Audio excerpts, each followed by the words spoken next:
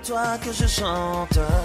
Toi qui l'as tant mérité. Juste une mélodie pour donner l'espoir à tous ceux qui se retrouvent sans voix, en criant vers le ciel que Dieu nous entend. Les soignants sont tous unis ce soir.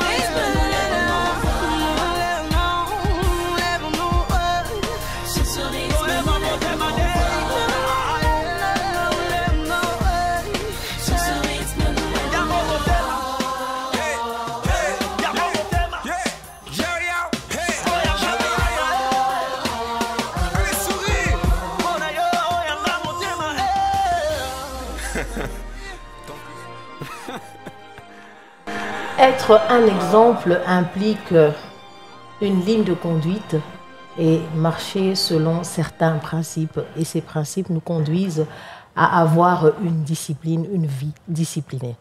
Vous l'avez compris, nous sommes dans notre émission Sentier Pur, votre émission pour les jeunes, par les jeunes, avec les jeunes. Et je vous dis shalom chez vous. Alors aujourd'hui, nous voulons parler de ce thème, la discipline personnelle au sein de nous qui sommes jeunes, nous qui avons encore la force de servir le Seigneur et la force aussi de faire autre chose. Alors je ne suis pas seule sur ce plateau, je suis avec des charmantes personnes. Je m'en vais présenter juste à côté de moi, il y a la sœur Jemima Kibamba, à qui je dis shalom. Shalom, vous allez bien? Très bien par la grâce de Dieu. Nous bénissons le Seigneur pour votre présence et pour votre disponibilité. Juste à côté, il y a le frère Eric, l'homme aux lunettes. Nous vous disons aussi à vous shalom. Shalom, et nous bénissons Pamela. le Seigneur aussi pour votre disponibilité. Alors aujourd'hui, nous voulons parler de la discipline. Alors je vais demander à la réalisation coordonnée par le frère Ray et assistée par le frère Fils Moussengo de nous proposer une pause et nous revenons tout de suite après.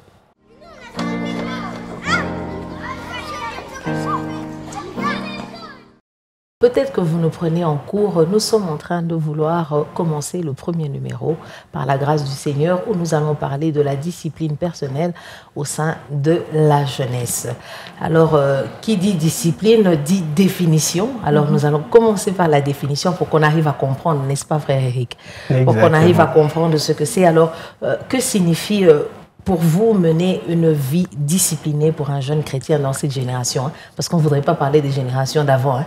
Parce que la discipline qu'avaient les aïeux ou les grands-parents et parents est peut-être différente de cette génération. Alors nous voulons vous écouter. Alors, sans pour autant apporter des définitions assez compliquées, de manière simple en fait, il y a plusieurs personnes, généralement des hommes de Dieu, comme on aime bien les appeler, qui disent que pour nous autres jeunes, la discipline en fait c'est cette lutte, elle est marquée par cette lutte entre ce que nous voudrions faire et ce que nous devons faire. Et donc, choisir pour la discipline, c'est choisir carrément de faire ce qu'il faut, plutôt que ce que nous avons envie de faire. Et pour un jeune chrétien de notre génération, mener une vie de discipline, au-delà de toutes les définitions que cela peut impliquer, c'est juste continuer à être cette lumière que Jésus décrit. Jésus, en parlant à ses disciples, en parlant du chrétien, il dit « Vous êtes la lumière du monde, vous êtes le sel de la terre ». Alors pour un jeune de cette génération, c'est exactement continuer à faire ce qu'il faut pour garder sa nature. Garder sa nature de lumière, garder sa nature de sel en ces temps compliqués. Garder sa nature de lumière, sa nature de sel. Ainsi a dit le frère Eric. Nous voulons écouter la sœur Jemima. Qu'est-ce que vous dites? Merci, sœur Pamela, de la parole. En fait, comme l'a dit le frère Eric, par rapport à tout ce qu'il a dit, moi, je peux renchérir seulement sur le fait que, étymologiquement parlant, la discipline, en fait, vient du latin et ça veut dire se conformer à ce que dit le maître. Parce que disciple, lui, ça veut dire élève. Ça veut dire c'est celui qui se conforme à ce que lui montre le maître. Et en tant que chrétiens, nous devons nous conformer à ce que nous montre, à ce que nous dit ou à l'exemple que nous a donné notre maître qui est Jésus ou Dieu lui-même. Donc se conformer à la parole de Dieu, se conformer à ce que dit la Bible. Donc c'est un peu ça.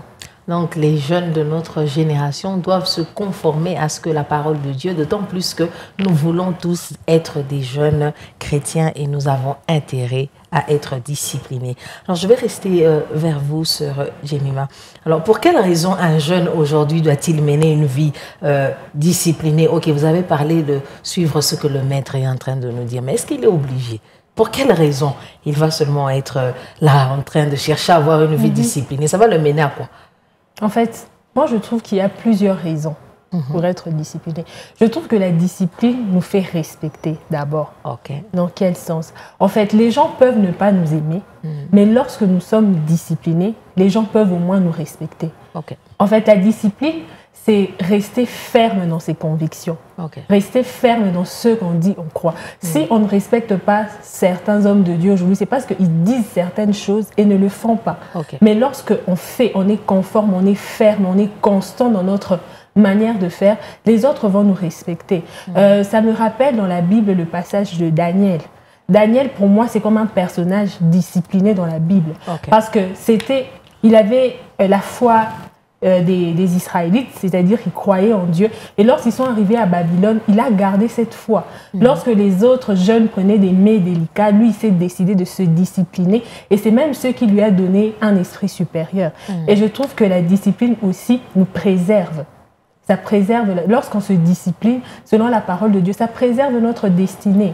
Notre destinée ne sera pas entachée, on ne sera pas contraint de faire certaines choses, parce qu'il y a beaucoup de choses qui nous déraillent un peu. Dieu a dit, ce ne sont pas des plans de malheur que j'ai pour vous, mais des plans de bonheur. Mais beaucoup vont à côté de ce que Dieu a placé pour eux. Pourquoi? Parce qu'ils ne sont pas disciplinés. Et je trouve que la discipline aussi nous donne en fait un esprit supérieur, non pas par rapport aux autres, mais par rapport à la personne qu'on était avant. Ça veut dire que c'est comme si il y a une limite et on va au-delà de cette limite. Comme le frère Eric l'a dit, en fait, c'est faire ce qu'il faut. Parfois, le corps a ses caprices, on peut vouloir ne pas faire quelque chose, mais parce qu'on sait que c'est ce qu'il faut, et lorsqu'on est discipliné, on le fait. Donc, c'est un peu ça. Je voyais le frère Eric hocher sa tête. Ah oui. Je me dis, le frère Eric a certainement des choses, des raisons aussi à nous donner qui doivent pousser un chrétien à mener une vie disciplinée. Ouais. C'est assez difficile de parler après, là. Mais en fait, pour quelle raison un chrétien devrait être discipliné? Jésus, en s'en allant, en fait, en donnant des directives à ses disciples, lorsqu'il veut monter au ciel, il leur dit, restez à Jérusalem, enfermez-vous, priez, et après, vous recevez une puissance survenant sur vous, vous serez mes témoins. Vous serez mes témoins. Voyez-vous, dans ce siècle-ci où l'évangile est annoncé partout, par n'importe qui et n'importe comment, le jeune chrétien que nous sommes a besoin de discipline. Le jeune chrétien que nous sommes a besoin de discipline, d'abord pour être pas seulement un témoin, mais pour être ses bons témoins. Ses bons témoins. Aujourd'hui, par moments, l'évangile est méprisé parce que ceux qui annoncent l'évangile eux-mêmes ne sont pas des personnes pas disciplinées. Ils ne mènent pas une vie disciplinée. Pas du tout. On a l'impression qu'ils disent des choses, mais ils sont autre chose de ce qu'ils disent. Il y a même ces passages de la Bible qui me viennent à l'esprit pendant que je suis en train de parler. Soyez parfaits comme votre Père céleste est parfait. Il est difficile de parler de la discipline, de parler de la perfection sans une vie de discipline. La discipline dans ce que l'on fait, dans ce que l'on dit, dans l'image que l'on donne. Il faudrait, pour être ces témoins parfaits, pour être ces bons témoins, il faudrait avoir une vie de discipline. Et c'est par là même que le monde arrivera à reconnaître en nous cette différence. Pendant que tout le monde s'est plaît à faire tout et n'importe quoi, pendant que tout le monde se livre à ce qui le passionne, à ce que le monde fait, l'apôtre Paul même le dit encore, ne vous conformez pas au siècle présent. Aujourd'hui, pour ne pas se conformer à tout ce que nous vivons, à ce que nous entendons, à ce que nous vivons au quotidien, nous avons besoin d'être disciplinés et de nous discipliner nous-mêmes. Donc, les raisons sont multiples, la liste n'est pas exhaustive, il y en a tellement que c'est beau d'avoir une vie disciplinée. Mais une chose que le frère Eric a dit tout à l'heure, c'est que j'ai compris que quand on est discipliné, eh ben, l'excellence n'est pas loin. Exactement. Donc, nous bénissons le Seigneur, mais je reste toujours vers vous, frère Eric. Alors, c'est bien beau de parler de toutes ces choses, de dire que mener une vie disciplinée, c'est bien, d'avoir la définition, mais c'est aussi bien si on sait comment peut-on faire preuve de discipline personnelle, par exemple, en tant que jeune chrétien dans la société ou au sein d'une église. Comment est-ce qu'on peut faire? Alors, comment faire preuve de discipline dans la société ou au sein d'une église? Moi, personnellement, je suis pour témoin. J'aime revenir sur la Bible. Vous savez, de nos jours, la Bible... on aime la Bible. De nos jours, la Bible est reléguée, je ne veux même pas dire au second rang, mais c'est presque relégué dans des oubliettes. Mais quand vous prenez le temps de la lire, vous comprenez qu'elle répond à toutes les questions. Yes. Aujourd'hui, même les nations n'ont pas besoin de recourir forcément à des personnes super douées pour élaborer des lois. La Bible a déjà tout prévu. Et en lisant, en parcourant la Bible, nous nous rendons compte qu'elle a défini plusieurs termes, en fait. Elle a défini plusieurs dispositions pour nous garder disciplinés. Les jeunes chrétiens que nous sommes, nous devrions lire la Bible. Si nous lisons la Bible, alors nous comprendrons comment se comporter en société. Aujourd'hui, beaucoup de gens, par exemple, ont du mal à... Je vais donner un exemple tout banal. Respecter les autorités. On ne dirait pas, mais c'est un manque de discipline. Comment pouvons-nous expliquer que le fait qu'il y a des personnes qui ont de la responsabilité sur nous, qui prennent des décisions sur nous, mais nous n'arrivons pas à le respecter? Nous ne disons pas qu'il faut tout approuver, mais le respect quand même. Or, si nous lisons la Bible nous dit tout simplement, de manière simple, même cette version des Français courants qui dit « Tenez en estime toutes ces personnes qui sont élevées au-dessus de vous ». C'est de la discipline tout simplement. Si nous revenons au niveau de la famille, au niveau de la cellule de base de la famille restreinte, la Bible nous donne toutes les directives possibles pour comment se comporter. Tu honoreras ton père et ta mère. Comment faire pour les honorer? N'est-ce pas en ayant cette vie d'excellence, en témoignant de leur bonne influence sur nous, où que nous soyons, où que nous allions. Alors, pour ne pas prendre beaucoup de temps sur cette question, je pense qu'il est temps pour nous, non seulement les jeunes, mais même pour ceux que nous considérons comme les enfants ou comme les vieux, de revenir à la base. La Bible, elle est très simple. Pas besoin de beaucoup trop de complications pour comprendre ce qu'elle nous dit. Il suffit de la lire, appliquer ce qui nous est dit dedans. On aurait pu donner des longues explications sur cette question, donner beaucoup de moyens, mais moi je propose un moyen simple. Recourons à la Bible. Le Dieu qui a créé le monde dans lequel nous vivons a tout prévu à l'avance afin que nous ne manquions de rien. Et la Bible est un livre, en fait, un ensemble de livres inspirés par le Saint-Esprit. Pensez-vous que le Saint-Esprit, dans toute sa sagesse, manquerait de prévoir toutes ces directives? Il a tout prévu à ce que nous ayons, de telle sorte que nous ayons tout ce qu'il nous faut, peu importe le siècle. La Bible est un livre d'actualité et lisons-la. Nous y trouverons toutes les voies nécessaires. Merci beaucoup. Il y a une chose que j'aime chez le frère Eric, c'est que toujours le verset qui le rattrape et ça prouve que c'est un bon lecteur de la parole de Dieu. Nous bénissons le Seigneur pour le frère Eric et j'ai personnellement été béni. C'est un constat qu'il a fait. De plus en plus, non, je préfère dire on ne médite pas la parole de Dieu. Exact. Parce que lire, c'est différent. De plus en plus, en tant que jeune chrétien, on donne plus le temps à autre chose que méditer. Et c'est ça qui est notre ligne de conduite en tant qu'enfant de Dieu. Alors, je ne voudrais pas prendre les mots de la sœur Jemima. Nous vous écoutons, sœur Jemima. Comment? Oui, s'il faut indiquer, s'il y a des gens qui cherchent, par exemple, un passage où ils peuvent trouver des écrits sur la discipline, je peux recommander Romains 13. Romains chapitre 13, déjà à partir du premier verset, il y a la parole de Dieu qui nous parle de la discipline par rapport aux autorités, par rapport aux gens qui nous gèrent. Oui. Et aussi, si je peux renchérir, je dirais que être discipliné pour un jeune, surtout à l'église, c'est aussi respecter la thématique de l'église, ou je peux dire l'esprit de l'église, ou la vision de l'église. Parce qu'il y a beaucoup de jeunes de ministère qui viennent dans des églises, par exemple, une église, il y a le pasteur, en fait, la vision du pasteur est selon qu'il n'aime pas vraiment l'effervescence, quand quelqu'un passe, trop de prophéties, tout ça. Alors, lorsqu'on est discipliné, on peut faire ces histoires au ministère, mais lorsqu'on arrive à l'église, on respecte aussi la vision du pasteur. Et c'est aussi rester ponctuel quant au service, arriver à temps, respecter tout cela et le faire jusqu'au bout. En fait, moi, je trouve que la discipline regorge beaucoup de qualités, comme la persévérance, la fidélité. Lorsqu'on est discipliné, on fait des bonnes choses et on endure. Et moi, je trouve que c'est au bout qu'il y aura vraiment un bon résultat. Donc, c'est un peu ça. J'ai envie de le dire en lingala, c'est un bon résultat. C'est le résultat que nous cherchons, au fait. Je pense qu'elle l'a tout dit. Donc, tout ce que nous faisons en tant qu'enfants de Dieu jeunes, nous avons besoin des résultats. Et les résultats doivent être, comme le frère Eric l'a dit, être le résultat d'une influence quelconque que nous avons reçue de la parole de Dieu.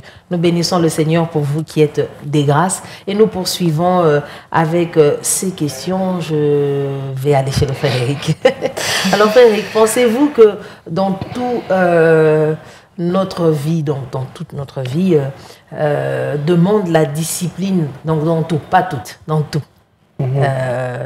Ça demande la discipline dans toutes les activités que nous avons à faire, dans les études. Est-ce que nous avons besoin d'être disciplinés dans les études? Est-ce que nous avons besoin d'être disciplinés au travail?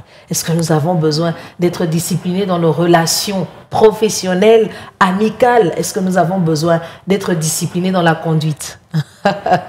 Parce que c'est une chose être discipliné au travail et c'en est une autre être discipliné sur la route. Est-ce que vous pensez vraiment que tout dans notre vie demande une discipline?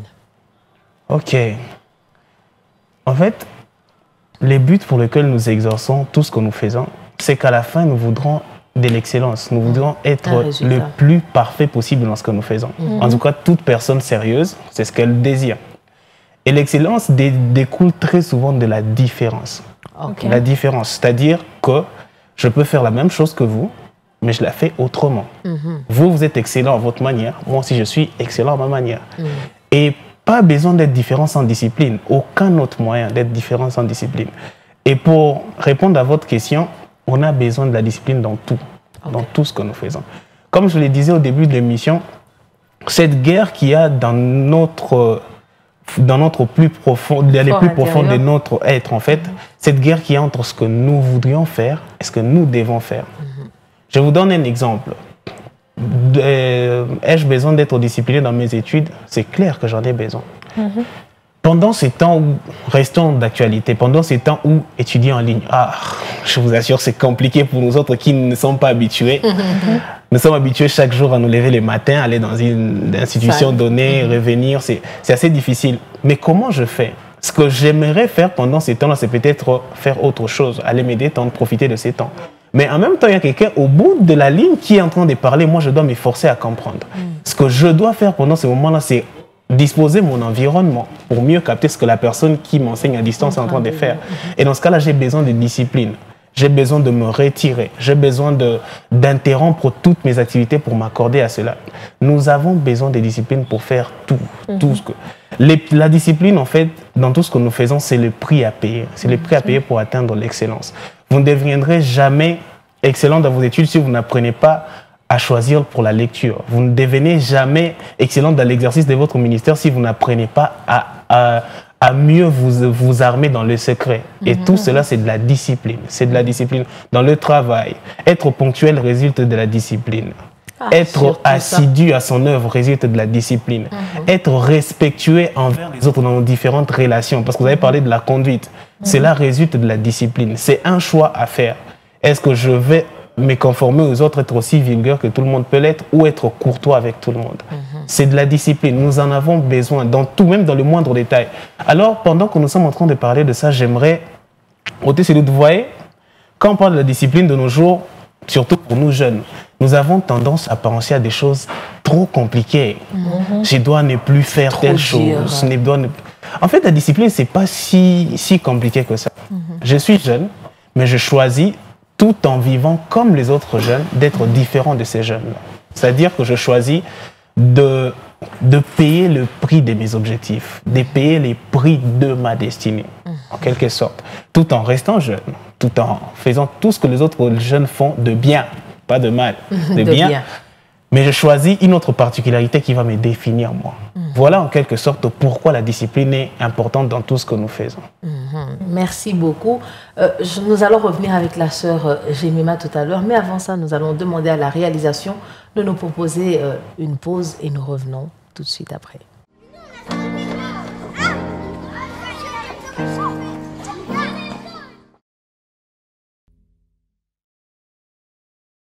De retour sur ce plateau, vous nous prenez peut-être en cours. Nous sommes en train de parler de la discipline personnelle au sein de la jeunesse ou des jeunes chrétiens. Alors, tout à l'heure, le frère Eric nous a donné sa réponse par rapport au fait qu'il pense que tout dans notre vie demande de la discipline. Alors, je me tourne vers la sœur Jemima pour qu'elle nous donne aussi son avis. Peut-être qu'elle va nous dire non, ce n'est pas ça. Des fois, il faut être indiscipliné. Donc, nous vous écoutons. En tout cas, maman Pamela, jusque-là, je n'ai pas encore vu quelqu'un d'indiscipliné réussir. Okay. Si on voit les grandes figures qui ont marqué le monde, ils étaient disciplinés, ils étaient intraitables. Je ne peux pas les citer, ils pouvaient peut-être être des païens, mais leur point commun, c'était la discipline. Et si on va dans la Bible, on voit l'apôtre Paul qui parle dans 1 Corinthiens 9, 26 à 27, il dit « Je traite mon corps durement, je ne frappe pas non pas comme battant de l'air, je ne cours pas comme à l'aventure, mais je traite durement mon corps et je le garde assujetti. » En fait, moi je trouve que pour être un grand homme, il faut savoir sublimer sa personne. Il faut savoir se surpasser, se dépasser. Il y a un auteur qui a dit, en fait, la grandeur ne réside pas, ou la vraie noblesse ne réside pas à être plus grand que les autres, mais à être plus grand que celui qu'on a été avant. Donc, moi, je trouve que la discipline, c'est vraiment important dans les études. Ça nous permet d'atteindre nos objectifs, d'aller à l'université qu'on veut. On fixe un barème et on y arrive. Dans l'amitié, la discipline aussi, c'est bien parce qu'il y a beaucoup d'amis qui abusent un peu de l'amitié et tout, parce qu'ils savent que vous êtes amis, alors ils se permettent de faire beaucoup de choses, des mauvaises choses, et c'est ce qui détruit beaucoup d'amitié. Et en route, je trouve que la discipline, c'est une forme de patriotisme aussi. Quand vous respectez le code de la route, quand vous agissez de manière à ne pas gêner les autres, je trouve que ça fait d'abord preuve d'une bonne éducation et aussi d'un patriotisme. Donc c'est un peu ça, et la discipline nous permet de ne pas être éparpillés. Quand on a bien rangé nos choses, quand on sait ce qu'il faut faire, on monte des étapes et on arrive. Et on sait qu'on est parti d'un point A à un point B. Donc je trouve que la discipline, c'est vraiment une bonne chose et on en a besoin. Donc, à entendre nos jeunes ici sur ce plateau, c'est que notre vie en tout, sauf rien, demande la discipline. Je suis tentée de dire, même sur la route, il y a des jeunes, parce que la jeunesse commence... De quel âge, frère Eric? À quel âge? J'ai entendu dire quelque part, c'était des 77 ans. 77. Donc, ils sont encore jeunes. Ouais. Ils sont encore jeunes et on voit ces jeunes sur la route ne pas être disciplinés. La sœur Jemima l'a si bien dit. Ça fait partie du patriotisme.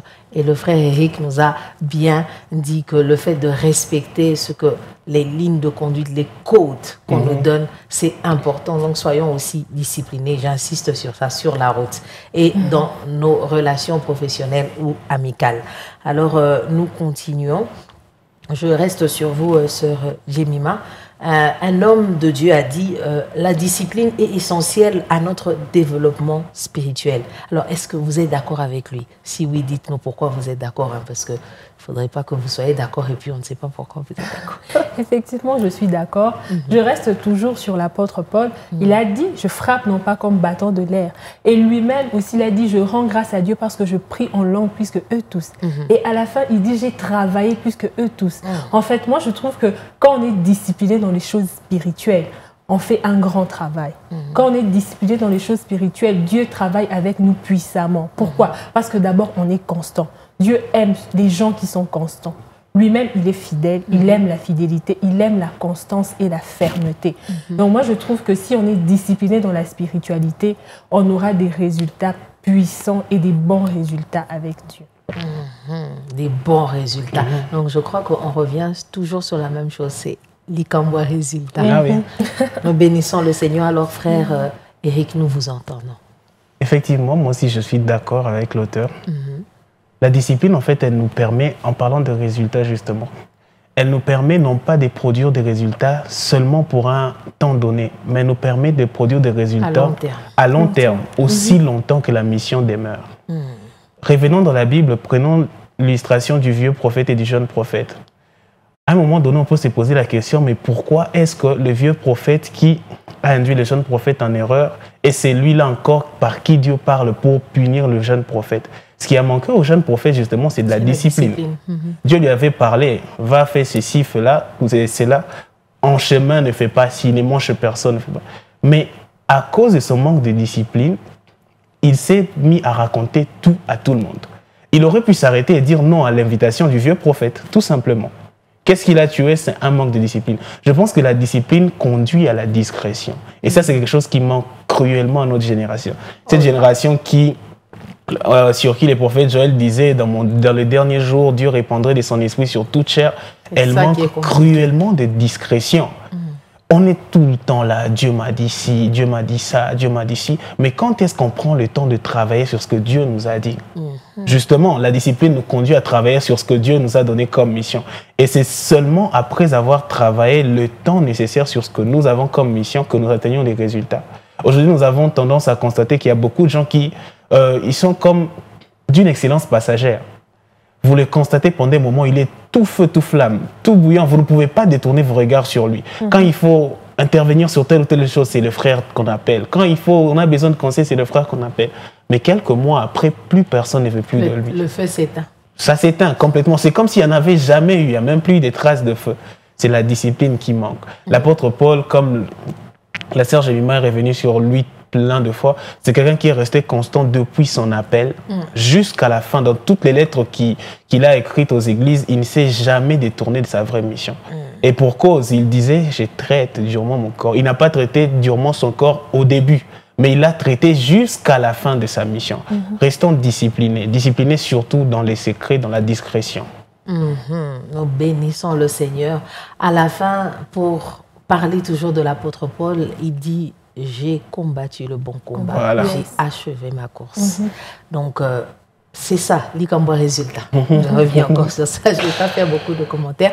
Nous sommes arrivés à la fin, lentement, sûrement, nous sommes en train de chuter, mais nous n'allons pas chuter comme ça. Nous allons chuter avec un conseil. Alors, frère Eric, nous vous écoutons un conseil, et puis la sœur Jemima, et enfin, nous allons terminer. Ah oui, après avoir parlé sur toutes ces choses, on se rend compte finalement que c'est pas évident d'être un jeune et d'être discipliné dans notre siècle aussi. Avec tout ce qu'il y a comme influence de la mode, de la musique, de toute forme d'influence, la qualité de l'information auquel nous avons accès, c'est compliqué d'être discipliné dans cette génération. Mais pourtant, la bonne nouvelle, c'est que la Bible, c'est comme si elle prévoyait ces temps-ci. Elle dit, notre Seigneur en qui nous avons cru a été tenté en toutes choses. Mais dans toutes ces choses, il n'a point failli. La bonne nouvelle, c'est celle-là. Vous nous suivez à la maison, vous avez besoin d'avoir plus de discipline et vous avez l'impression même que certaines choses que vous connaissez, que vous ne devrez pas faire, vous le faites. La bonne nouvelle, c'est celle-là. Christ a tout vaincu et nous pouvons faire appel à lui. Vous êtes aussi dans un cas où vous vous trouvez déjà dans la discipline, mais il y a autour de vous des gens qui se moquent de vous. Or, ne vous en faites pas, continuez, persévérez. Vous êtes sur la bonne voie et n'abandonnez pas. Continuez. Les résultats viendront. Ça prendra le temps qu'il faudra, mais quand ça viendra, tout le monde constatera. Aujourd'hui, la sœur Jemima nous a parlé de toutes ces personnes qui ont réussi. Suivez leurs témoignages dès les débuts. Personne ne croyait en eux. On s'est moqué d'eux, on parle de personnes qui se prennent pour des illuminés, qui comprennent mieux les choses que les autres. Mais vous n'êtes pas de cette nature-là. Vous avez juste mieux compris les choses. Justement, c'est ça. Vous avez mieux compris les choses que les autres. Ceux qui, au lieu de s'aimer, attendent juste la moisson pour aller prendre, n'ont pas compris les choses. Et je vous encourage, prenez de votre temps, disciplinez-vous encore plus. Les résultats viendront et ils viendront certainement. Merci beaucoup, frère Eric, pour ce beau conseil. Nous nous tournons vers la sœur Jemima. Un conseil pour ceux qui nous suivent. Merci, maman Pam. En fait, je ne finirai pas ce speech si je ne donne pas une illustration encore sur la parole de Dieu. Je suis vraiment ancrée, excusez-moi. Alors, on a plus parlé des hommes disciplinés, mais je trouve qu'on a moins parlé des hommes qui ont été indisciplinés dans la Bible. Okay. Et pour ceux qui ont été indisciplinés, je prendrai l'exemple de Samson. Il avait la chose des dieux. Il a déchiré la gueule du lion. Il a fait autant d'exploits que nous connaissons. Mais ses dents se sont éteintes à un moment parce qu'il lui manquait la discipline. Il connaissait sa consécration, mais il est allé outre ce que Dieu lui avait recommandé et ses dents se sont éteintes. Heureusement que Dieu ne se repent pas de ses dents. Quand ses cheveux ont poussé, il a quand même tué plus d'hommes. Mais moi, je veux pour vous que vous puissiez être comme Daniel. Il est resté ferme. Et il a servi au moins dans 7 gouvernements et ses dents ne se sont jamais éteintes. Moi, je trouve qu'en fait, la discipline n'est pas une contrainte, mais la discipline, c'est comme un challenge. Je vous conseillerais de le prendre comme un challenge. Vous vous placez une limite et vous devez voir jusqu'où votre limite s'étend. Et moi, je trouve que c'est là que vous allez vous sentir fier de vous. Vous allez vous sentir vrai homme. En tout cas, moi, c'est l'habitude que j'ai par rapport à ma vie. Et je trouve que ça marche très bien. Merci. Nous bénissons le Seigneur pour ce beau conseil. Donc, ça fait 2 beaux conseils. Vous êtes bénis parce que vous avez double portion. Et ça, il y a résultat. Donc, on a besoin de résultats. Alors, les résultats, nous les voulons. C'est pourquoi nous, par la grâce du Seigneur, il nous a inspiré ce thème, la discipline personnelle au sein de la jeunesse, surtout les jeunes de cette génération. Ah oui. Le frère Eric l'a si bien dit. Soyons disciplinés et vous verrez que la discipline paye. Et elle paye très cher. Voilà, nous sommes arrivés à la fin. Je dirais merci à nos invités. Merci beaucoup, sœur Jemima. Merci beaucoup, frère Eric, en tout cas pour votre disponibilité. Vous êtes toujours là, même quand je vous bouscule un peu. Nous bénissons le Seigneur pour votre disponibilité. Merci à vous qui nous suivez, vous qui êtes fidèles à cette émission Sentier Pur. Merci, vous êtes tellement nombreux, on ne saurait vous citer. Nous avons confiance et nous croyons que votre fidélité, un jour, vous récompensera parce que Dieu est fidèle. Alors, merci à la grande équipe qui m'a accompagné, le frère Ray et le frère Benjamin qui a rejoint tout à l'heure le frère Ray. Nous bénissons le Seigneur et nous vous disons rendez-vous au prochain numéro par la grâce du Seigneur. D'ici là, portez-vous bien et je vous dis shalom.